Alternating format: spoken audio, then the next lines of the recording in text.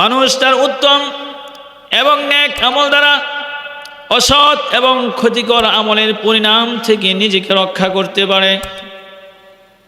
কিন্তু যখন এই সুযোগটা শেষ হয়ে যায় তখন আর সে নিজেকে জাহান্নাম থেকে রক্ষা করতে পারে না, অন্যায় অপরাধ থেকে রক্ষা করতে পারে না। সময় থাকা অবস্থায় সে তার উত্তম এবং নেক আমল দ্বারা অসৎ এবং ক্ষতিকর আমলের পরিণাম থেকে নিজেকে রক্ষা করতে পারে। কিন্তু যখন এই সুযোগটা শেষ হয়ে যায় তখন সে আর নিজেকে রক্ষা করতে পারে না। তার কারণ হলো তখন মহান মালিক রব্বে কারীমের পক্ষ থেকে মালিক রব্বুল আলামিনের মানদণ্ড অনুযায়ী কর্মফল প্রতিফলিত হয়ে সামনে চলে আসে। আর এই মানুষের কর্মের ফলাফল ইহজগতেও আসতে পারে, পরকালে তো অবশ্যই সামনে চলে আসবে। কথা বলেন ঠিক কি না? মানুষ যদি মারা যায় তখন আমল নামা যখন তার সামনে আসবে ওই সময় আর নিজেকে রক্ষা করার মতো কোনো সুযোগ থাকবে না। কথা বলেন ঠিক কি না? এই জন্য দুনিয়াতে থাকা অবস্থায় আপনাকে আমাকে পরিবর্তন হতে হবে, আমলে জিন্দেগি গঠন করতে হবে। অন্যায় সারিয়া, অপরাধ সারিয়া, গুনাহ সারিয়া গুনাহমুক্ত জীবন গঠন করে দুনিয়ার জমিনেই আপনাকে আমাকে পরিবর্তন হতে হবে। কথা বলেন ঠিক কি না? কারণ জীবনটা একটা জীবন আল্লাহ তাআলা আপনাকে আমাকে দান করেছেন। এই জীবনটা যদি একবার চলে যায় আর কোনো দিন ফিরে আসা সম্ভব হবে না, ঠিক কি না? এই জন্য মানুষ দুনিয়াতে থাকা অবস্থায় তার আমল কি পরিবর্তন করবে? আমল বাড়াবে, আমল। কারণ মালিকের পক্ষ থেকে যখন মানদণ্ড অনুযায়ী কর্মফল প্রতিফলিত সামনে চলে আসবে তখন সে আর নিজেকে রক্ষা করতে পারবে না। এই মানুষের জীবনের কর্মের ফলাফল এই সময়টাকে আল্লাহ তাআলা কোরআনে কারীমের মধ্যে ইয়াউমিদ্দিন পরিভাষা দ্বারা আখ্যায়িত করেছেন। বলেন সুবহানাল্লাহ। আর দিন শব্দটি অনেক বিস্তৃত ভাবার্থের মালিক, যার মধ্যে কানুন গুচ্ছ, কানুনের আনুগত্য এবং সে অনুযায়ী কর্মফল এসব কিছু অন্তর্ভুক্ত রয়েছে। তাই সূরাতুল ফাতিহার মধ্যে আল্লাহ তাআলা নিজেকে মালিক ইয়াউমিদ্দিন বলে ঘোষণা দিয়েছেন। বলেন সুবহানাল্লাহ।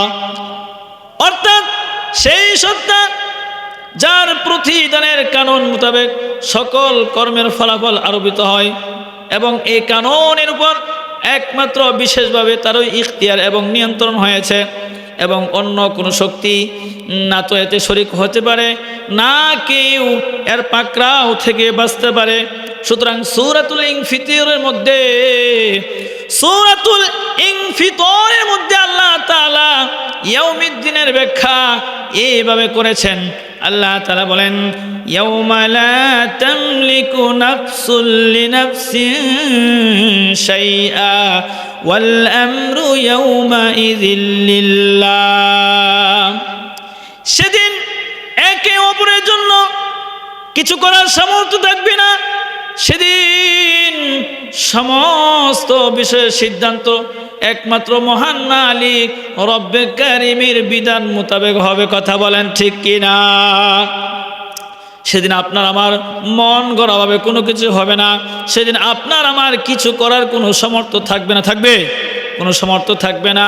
সেদিন মহান মালিক রব্বে কারীমের মানদণ্ড অনুযায়ী কর্মফল প্রতিফলিত হবে।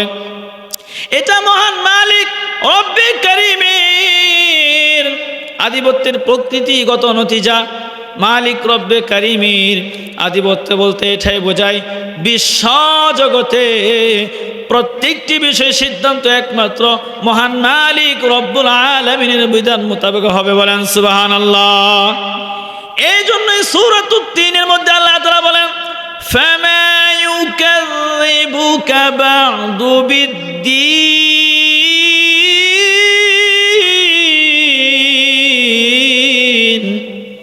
আল্লাহ তাআলা বলেন, ফামা ইউকাযযিবুকা বা'দু বিদ্দীন। সুতরাং হে রাসূল, আপনার এসব বিশদ ব্যাখ্যার পর যে প্রত্যেকটা বিষয়ের সিদ্ধান্ত একমাত্র মহান মালিক রব্বে কারিমের বিধান মোতাবেক হবে, সেটাকে মিথ্যা প্রতিপন্ন করতে পারে আপনি তাদেরকে জানায়া দেন আলাইসাল্লাহু বিআহকামিল হাকিমিন।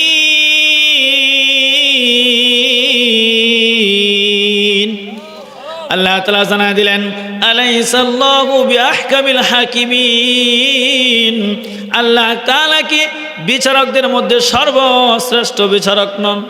আচ্ছা, আমরা এখানে যারা আছি পৃথিবীর জমিনে যত বিচারক আছে, মেম্বার বলেন, এমপি বলেন, চেয়ারম্যান বলেন, মন্ত্রী বলেন, সরকার বলেন, সমস্ত বিচারকের থেকে সবচাইতে শ্রেষ্ঠ বিচারকের নাম কি বলেন? একমাত্র আল্লাহ।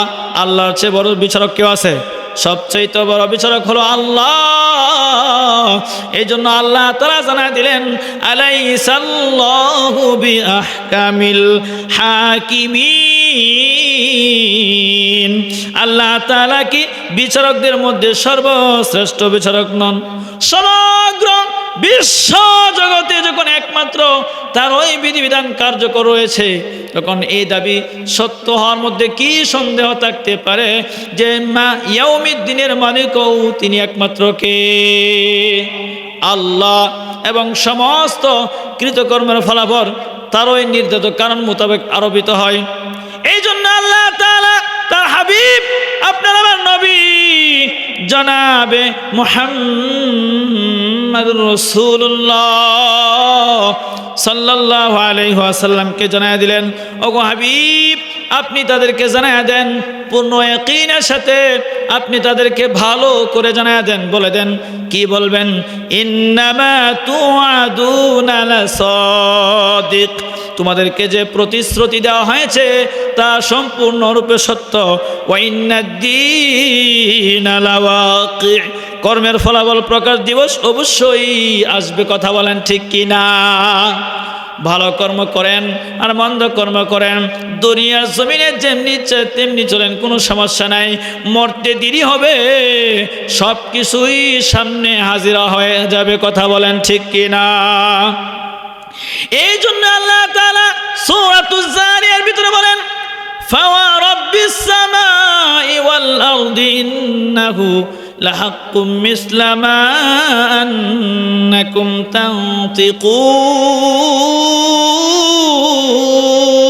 তানতিকুন। স্বয়ং আল্লাহ তাআলা আকাশ ও পৃথিবীর মালিক, স্বয়ং আল্লাহ নিজেই এই বাস্তবতার সাক্ষ্য যে এই দিনটি আসা তেমনি নিশ্চিত যেমনিভাবে তোমরা একে অপরের সাথে কথা বলো। যেমন মনে করেন আমি এখানে বয়ান করতেছি, আপনারা এখানে শুনতেছেন, কথা বলেন ঠিক কিনা? আমার কথাগুলো আর আপনারা শোনাগুলো, এই যে ঘটনা ঘটতেছে এটা কি অবাস্তব না বাস্তব?